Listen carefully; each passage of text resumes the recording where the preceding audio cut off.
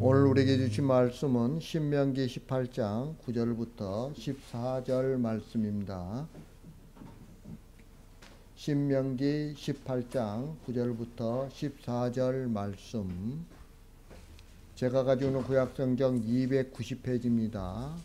제가 가지고 있는 구약성경 290페이지 신명기 18장 9절부터 14절 말씀 다 찾으셨으면 한 절씩 교독하겠습니다. 제가 먼저 읽겠습니다. 내 하나님 여호와께서 내게 주시는 땅에 들어가거든 너는 그 민족들의 가증한 행위를 본받지 말 것이니 그의 아들이나 딸을 불가운데로 지나게 하는 자나 전쟁이나 기름을 말하는 자나 요술하는 자나 무당자나 진언자나 신접자나 박수나 초혼자를 너희 가운데 용납하지 말라. 이런 일을 행하는 모든 자를 여호와께서 가증히 여기시나니 이런 가증한 일로 말미암아 내 하나님 여호와께서 그들을 내 앞에서 쫓아내시느니라. 너는 내 하나님 여호와 앞에서 완전하라. 내가 쫓아낼 이 민족들은 기름을 말하는 자나 잠재기의 말을 듣거니와 내게는 내 하나님 여호와께서 이런 일을 용납하지 아니하시느니라. 아멘. 오늘 말씀은 가나안 입성 후 가나안 족속의 가증한 행위를 본받지 말라고 경고하고 있죠. 가나안 족속들이 가나안 땅에서 쫓겨난 이유 중에 하나가 하나님께서 가증히 여기시는 미신적이고 주술적인 종교 행위를 추종한 데 있어요. 그래서 이스라엘 백성들로 하여금 미신적이고 주술적인 행위를 일삼는 영매들을 용납하거나 추종하지 말도록 경고하고 있어요. 자, 그러면 오늘 말씀이 우리에게 주는 교훈이 무엇인지 알아보도록 하겠습니다. 먼저 9절 말씀입니다. 9절 말씀 다 같이 시작. 내 하나님 여호와께서 내게 주시는 땅에 들어가거든 너는 그 민족들의 가증한 행위를 본받지 말 것이니. 아멘. 여기에 보니까 너는 그 민족들의 가증한 행위를 본받지 말 것이니 라고 이렇게 말씀하고 있어요. 여기서 가증한 행위는 하나님께서 혐오하시는 행위예요. 여러분, 하나님께서 가증히 여기시는 것들 중에는 특별히 보이지 않는 어떤 사악한 영적 세력들과의 접촉하는 일을 배우고 연습하는 것이 있어요. 뿐만 아니라 이런 일은 하나님을 거역하고 배반하는 일 그 자체이죠. 왜냐하면 하나님께서 금지하신 이런 행위 자체가 하나님 외에 다른 신적 존재를 인정하는 것이기 때문에 그래요. 그런데 우리 사회에서는 이런 일이 비일비재하게 일어나고 있죠. 심지어 유튜브를 보면 무당들에게 탄핵 정국과 관련된 인물들의 미래를 묻고 답하는 경우도 실제로 방송하고 있어요. 중요한 사실은 예수 믿는 우리는 나는 무당을 불러서 굿도 않고 점쟁이에게 찾아가서 점도 치지 않는다고 생각을 한다는 거죠. 그리고 그런 이유 때문에 자신은 오늘 말씀에서 깨끗하다. 나는 오늘 말씀에서 지금 말하고 있는 이런 것 중에서 깨끗한 자이다 라고 이렇게 생각을 한다는 거예요. 그러나 그런 생각을 우리는 가져서는 안 되는 거죠.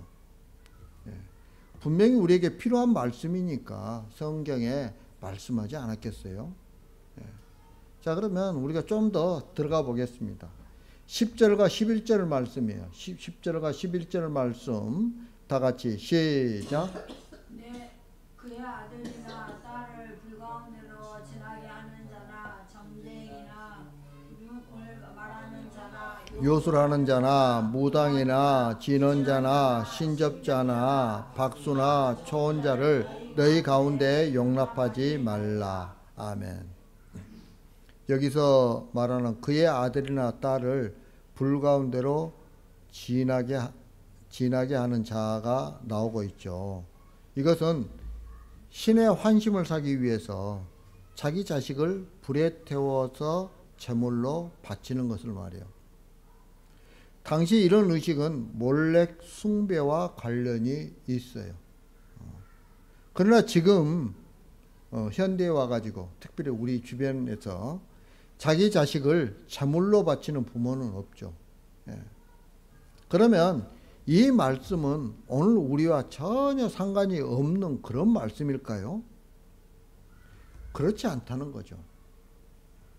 오늘 우리에게는 신의 환심을 사기 위해서 자식을 바치지는 않지만 자식의 역할을 하는 것들이 너무너무 많이 있어요. 예를 들자면 11조가 자식의 역할을 하기도 하고요. 우리가 하는 봉사가 자식의 역할을 대신하고 있을 뿐이지 신의 환심을 사기 위해서 노력하는 모습은 사라지지 않고 그대로 존재하고 있다는 거예요. 이걸 우리가 꼭 기억하셔야 돼요.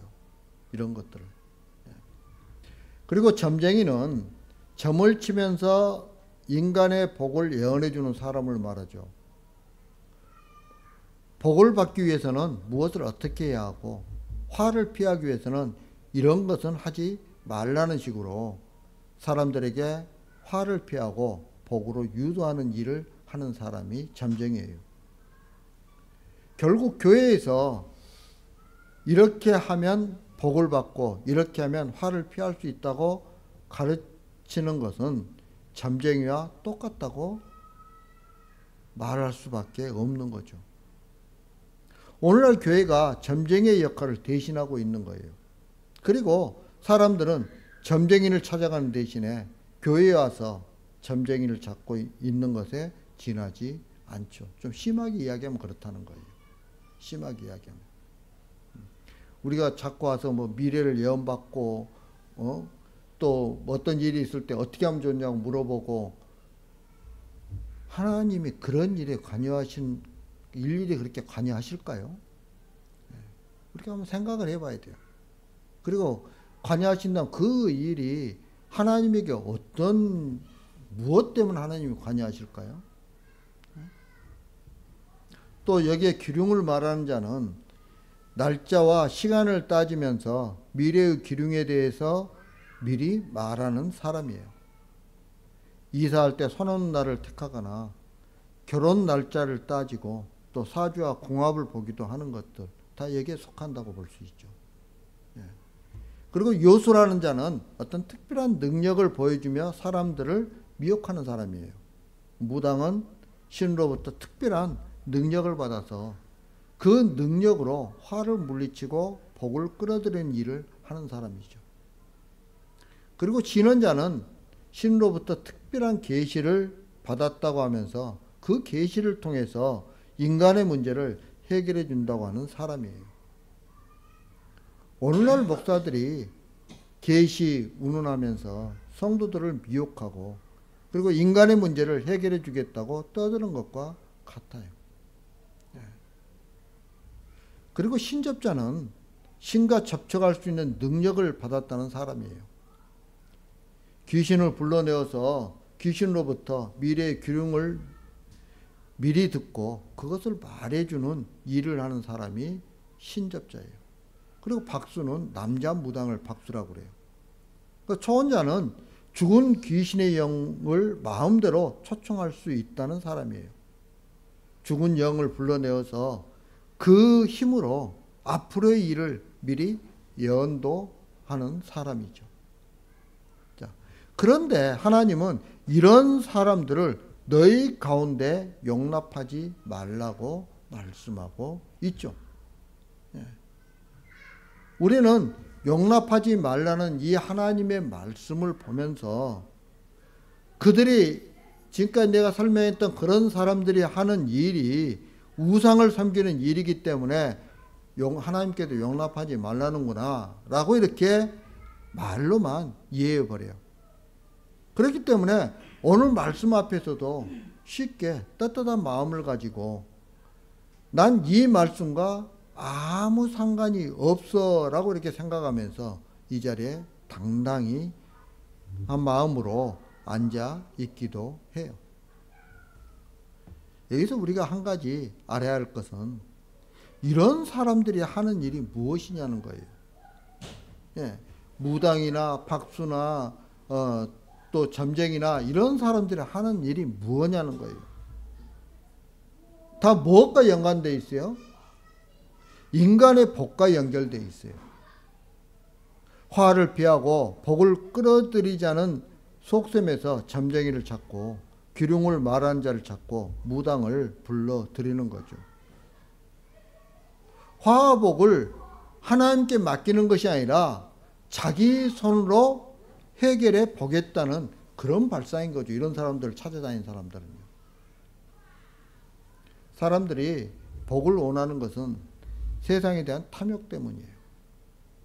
세상에 모든 기대를 걸고 세상에서 실패하지 않는 인생을 살려고 발버둥 치기 때문에 일이 잘 안 될 때는 점쟁이를 찾아가서 화에서 벗어나서 복으로 들어갈 수 있는 길을 물어보기도 하는 거죠.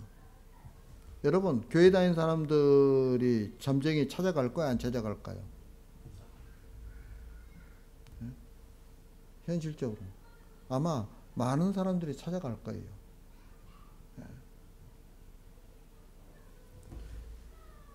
여러분, 이런 인간의 본질적인 욕망을 우리가 인정한다면 과연 그런 본질적인 욕망이 교회에는 보이지 않고 있는가를 살펴봐야 돼요. 교회 다니는 사람들이 손업날을 따지고 교회 다니는 사람들이 사주를 보고 그러는 거 우습지 않아요? 성경에서 분명히 하나님께서 너희 가운데 두지 말라고 그랬는데 아무렇지도 않게 그렇게 다니는 것은 말이 안 되는 거죠. 여러분, 교회란 인간의 욕망으로 사는 것이 아니에요. 하나님의 은혜를 발견하고 그 은혜로 사는 사람들이 모이는 곳이 바로 교회예요. 은혜로 사는 성도에게 화와 복의 구별이 없어요. 우리가 예수 그리스도를 믿게 되면은 이 땅에서의 화와 복이 없어요. 세상 사람들이 화라고 생각하는 좋지 않는 일들도 예수 믿는 사람들은 어떻게 우리가 그걸 갖다 받아들여야 돼요? 하나님께서 나를 가르치시고 나로 하여금 깨닫게 하기 위해서, 그래서 그걸 깨달음으로 나를 천국으로 인도하시기 위한 방법으로 나에게 화를 주셨구나. 나에게 지금 이 어려운 상황을 주셨구나. 라고 이렇게 이해를 하는 거죠. 그렇기 때문에 잘 되면 복이고 못 되면 저주라는 개념으로 살지 않아요. 나에게 잘된 일도 하나님께 감사해야 되고 잘못된 일도, 어려운 일도 하나님 앞에 감사함으로 나갈 수 있는 거죠. 여러분, 그런 마음을 우리가 가지고 있다고 한다면, 그렇게 살아가고 있다고 한다면 예수님께서 주신 그 평강이 우리 마음 가운데 있는 거예요. 이게 중요한 거죠. 이게 오직 예수 그리스도 안에서 주님께 붙들린 채 천국을 향해 끌려가는 인생이 되었다는 것만을 우리는 복으로 알고 있어요. 그래서 하나님과 함께하는 자가 가장 복된 자예요.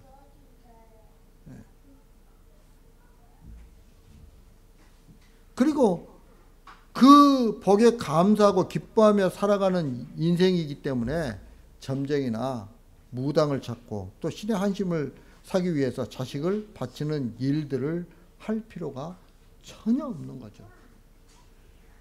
전혀 없어요. 전혀. 그렇게 하면 안 되는 거죠. 그런데 오늘날 교회는 그렇지 못하죠. 세상의 복과 화의 기준을 그대로 끌어들여서 점쟁이나 무당 등과 똑같이 화를 물리치고 복을 끌어들이기 위해서 푸닥거리를 서슴없이 행하고 있는 거예요. 교회에서 행해지는 부흥회, 안수기도 등이 이런 모든 그런 것들이 인간의 복과 연관되지 않는 것이 어떻게 보면 하나도 없을 정도예요. 물론 다 그렇다는 건 아니에요. 그렇지만 많은 부분이 그렇다는 거예요. 많은 부분이. 왜 합니까? 나에게 복이 된다고 하니까 하는 거예요. 여러분, 우리는 이미 복을 받은 사람들이라니까요. 네. 우리는 이미 이 세상에 그 무엇과도 바꿀 수 없는 복을 받은 사람들인데, 제일 큰 복을 가지고 있으면서도 또 무슨 복을 갖다 여러분들 받기 위해서 그렇습니까? 물론 내가 영적으로 좀 침체되어 있을 때 그런 부흥 집회를 통해서 영적으로 각성을 얻기 위해서 하는 건 전혀 문제가 안 되죠. 제가 그 다니엘 기도회를 하는 이유가, 우리는 교회가 워낙 사이즈가 작으니까 그런 걸 못해요. 그래서 그런 걸 하면서 영적인 각성을 좀 얻으라고 그런 것이지, 그거 해가지고 막 그냥 내가 안 됐던 일들이 잘 되고 뭐 부자들 이런 거 이야기하는, 이런 이야기를 갖다 하기 위해서 그걸 하라는 게 아니에요. 그래서 1년에 한 번씩 그냥 하는 거, 그렇게 하는 거죠. 그런데 그렇지 않는 사람들이 많이 있죠. 그래서 어떻게 합니까? 그거 끝나고 안수기도 받아요. 왜 안수기도 받는데요? 뭐 때문에? 여러분, 내가 제가 아는 어떤 분이 이 치유 연서가 있어가지고 말기암 환자들을 고쳐줘요. 고쳐주신 분이 계셨어요. 옛날 이렇게 아시는 분이, 장로님이. 그런데 그 장로님 고백한 게 있어요. 그 사람들이 고칠 때까지는 아주 막 예수님을 찾아요. 딱 낫고 나면 세상으로 간다는 거예요. 그 장로님이 내가 차라리 그 신의 은사를, 하나님이 주신 그 신의 은사를 사용을 안 했으면 저 사람이 구원받았을 텐데 하는 생각을 많이 한다는 거예요. 네. 여러분, 정말 복이 뭔지를 갖다 모르는 거죠. 진정한 복은 하나님께 나가는 거예요. 진정한 복은. 그게 안 되니까. 자꾸 내가 복된다는 것들은 막 해요. 여러분, 그게 뭐냐면 바로 하나님을 무당으로 점쟁이로 만들어버리는 것에 지나잖아요. 내가 어려운 일 있는 거 하나님한테 기도, 하나님이 다 고쳐줘가지고 어려움에서 끌어내준다? 물론 끌어내주는 것도 있죠. 그러나 때가 안 되면요, 하나님 안 끌어내주세요.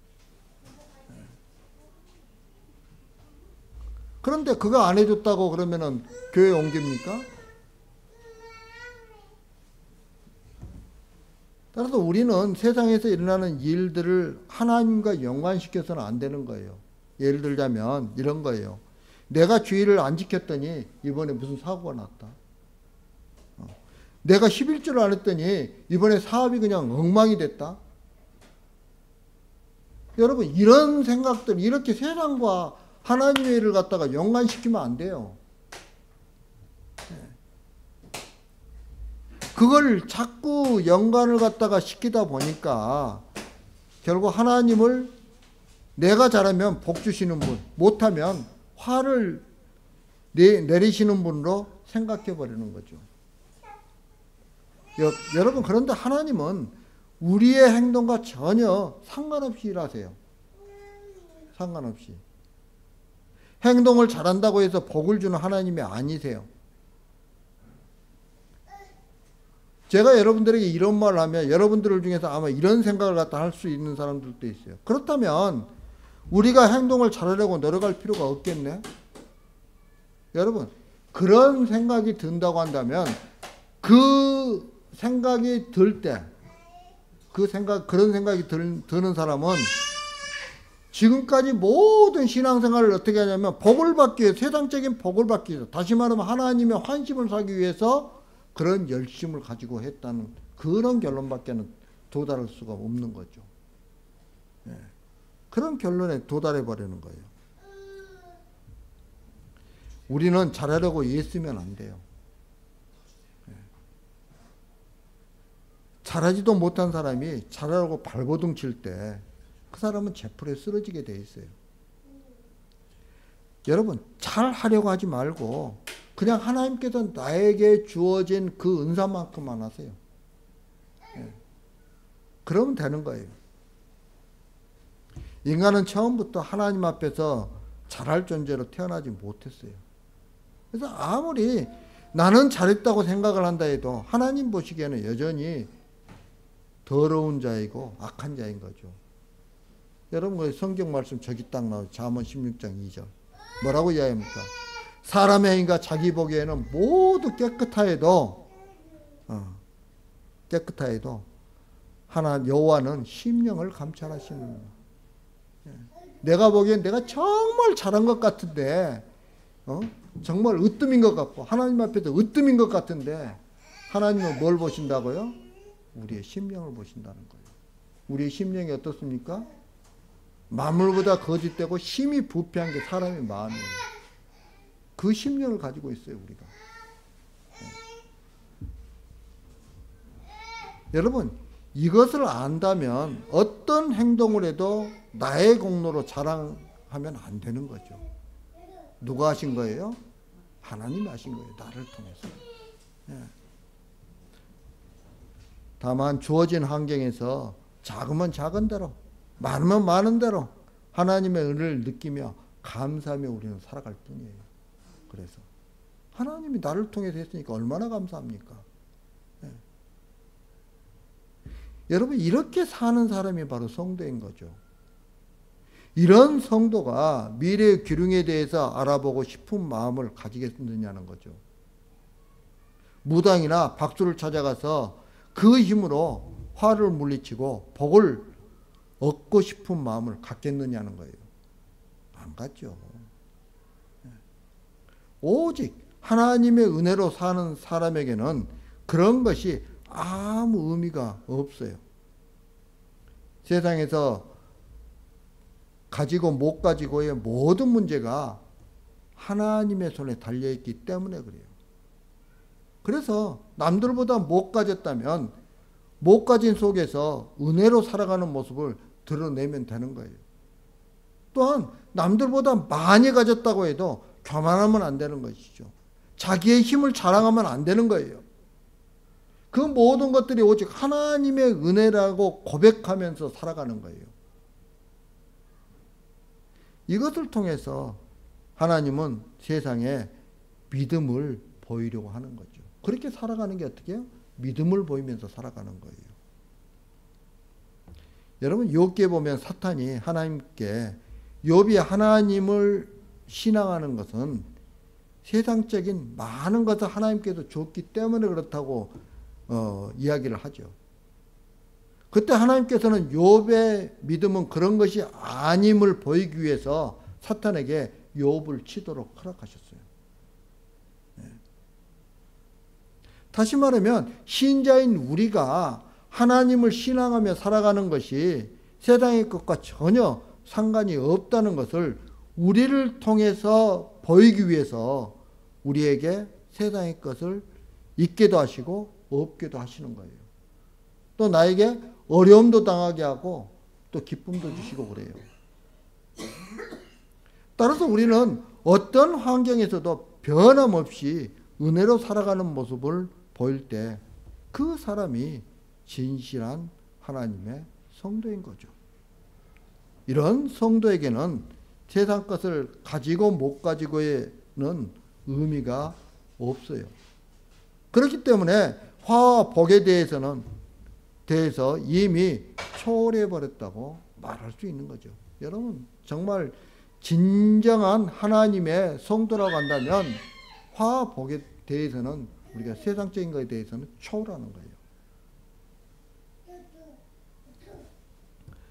그렇기 때문에 화를 물리치기 위해서 이렇게 하고 복을 얻기 위해서 이렇게 하라는 세상의 말에 대해서 관심을 두지 않게 되는 거예요. 따라서 9절에서 하나님 주시는 땅에 들어가거든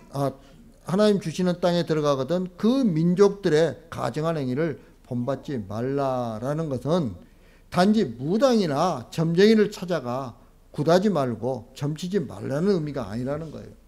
그런 의미로만 국한시켜서는 안 된다는 거예요.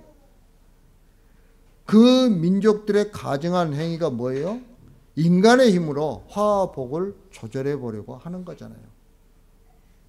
사람이 무엇 때문에 무당을 찾아 구슬하고 점치고 궁합을 보고 결혼이나 이사할 때 날짜와 시간을 따지겠어요?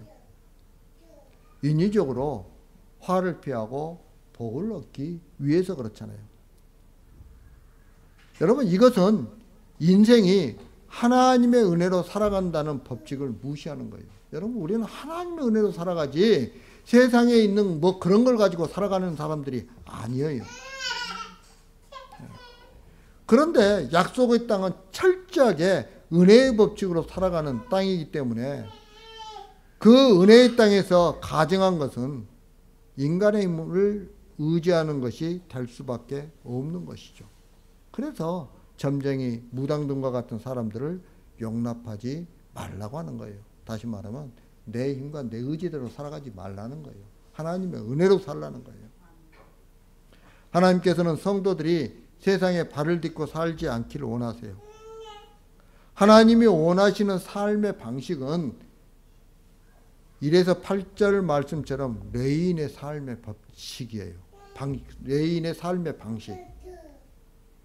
레인에게는 남들이 다 가지고 있는 세상의 기업이 없죠. 오직 하나님을 기업으로 삼고 살아가요. 세상 것을 힘이나 생명으로 삼는 것이 아니라 하나님을 힘으로 생명으로 삼고 살아가야 하는 족속이 바로 레인들이에요. 여러분, 그들은 자기들이 일해서 먹고 사는 것이 아니라 이스라엘 백성들이 하나님께 드리는 그 헌물을 가지고 먹고 살아요. 따라서 이스라엘 백성이 하나님을 향한 바른 신앙에서 살고 있다면 레위인은 이스라엘의 관심 속에서 먹고 사는데 전혀 지장이 없어요. 그러나 이스라엘의 신앙이 잘못되어 있다면 자연히 레위인도 그들의 관심에서 멀어지게 되고, 그리고 그들의 삶은 어려울 수밖에 없는 거죠. 그래서 레위인은 이스라엘의 신앙이 어떠한가를 보여주는 도구로 존재한다고 볼 수 있어요. 여러분, 오늘날 우리들에게 있어서 레위인은 예수님이세요. 따라서 우리가 신앙으로 바로 산다면 레위인 대신은 예수님께 관심을 가지면서 세상에서 어떻게 살든 예수님의 삶을 따라가려고 애를 쓰게 되는 거죠. 하지만 신앙으로 바로 살지 못한다면 자연히 예수님에 대한 관심이 없어질 것이고, 그리고 예수님의 삶에 대해서도 무감각해지는 것은 당연한 거죠.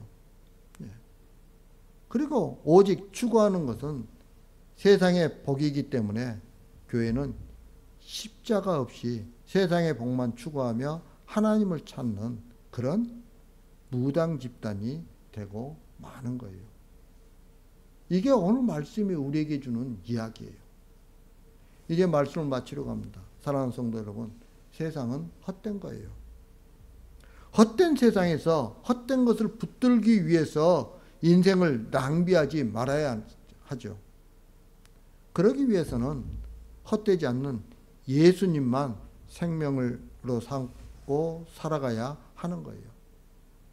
세상의 모든 것이 헛되다는 것을 알 때 헛되지 않는 예수님을 믿게 되었다는 것에 우리는 감사할 수 있는 거죠. 그리고 주어진 환경에서 자고 우면하지 않고 주어진 삶 속에서 하나님의 은혜를 발견하고, 그리고 그 은혜에 감사하며 살아가는 거예요. 이게 진정한 성도들이잖아요. 이런 삶을 살아가는 저와 여러분들이 되길 주님의 이름으로 축복합니다.